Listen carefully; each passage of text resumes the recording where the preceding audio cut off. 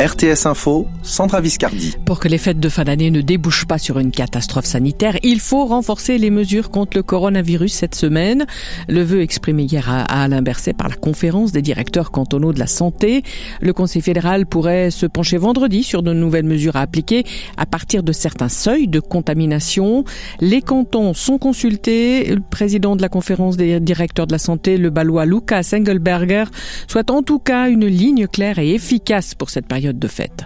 On est tous conscients que la situation épidémiologique n'est pas bonne, donc il faut continuer à travailler ensemble. Il faudra dire clairement à la fin de cette semaine quel est le plan pour les journées de fête, et je suis optimiste qu'on aura des règles claires. C'est pas un choix politique, c'est une nécessité de réagir pour protéger notre système de santé, pour éviter qu'on ait des douzaines, des centaines de morts. Donc il faut réagir maintenant. Lucas Engelberger avec Muriel Balamant.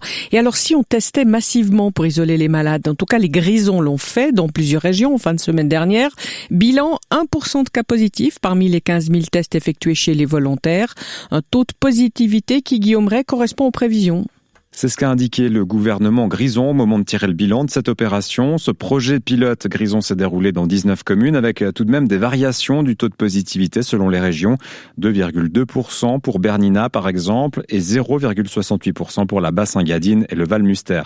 Au total, 150 personnes asymptomatiques ont pu être repérées et mises en isolement. Et les autorités grisonnes l'ont souligné, les personnes porteuses du virus mais asymptomatiques contribuent de manière significative à la propagation et au maintien de l'épidémie. Plus de 1000 personnes ont été mobilisées pour cette opération, des médecins, des employés du secteur de la santé ou encore des personnes de l'administration. Une opération qui a coûté 5 millions de francs et qui donne donc un instantané de la situation. Des tests de suivi seront effectués dans certaines régions, notamment dans le Val Poschiavo, où le nombre de cas est nettement supérieur à la moyenne. Avec la pandémie, la différence salariale se creuse dans les pays riches entre travailleurs nationaux et ceux issus de l'immigration. Selon un rapport de l'Organisation internationale du travail, les travailleurs migrants touchent en moyenne 13% de salaire en moins. Plus d'un quart d'entre eux ont des contrats provisoires. 15% travaillent à temps partiel. Chez nous en Suisse, selon l'organisation, la différence salariale est en moyenne de 0,3%. La défense du climat peut être bientôt inscrite dans la Constitution française. Promesse faite hier soir par Emmanuel Macron après un long débat avec les membres de la Convention citoyenne pour le climat. Pour inscrire cet impératif écologique dans la Constitution, le peuple français sera consulté lors d'un référendum. Et Pauline Rapin, l'événement est assez rare chez nos voisins. Le dernier référendum date de 2005 et les Français avaient dit non à la création d'une constitution européenne. Ce vote populaire sur le climat doit d'abord être approuvé par le Parlement. Il s'inscrit dans cette volonté affichée par Emmanuel Macron de consulter sa population. 150 citoyens tirés au sort ont étudié 5 thèmes autour du climat: se déplacer, se loger, se nourrir, travailler, consommer, et fait des propositions pour réduire d'au moins 40% les émissions de gaz à effet de serre d'ici à 2030.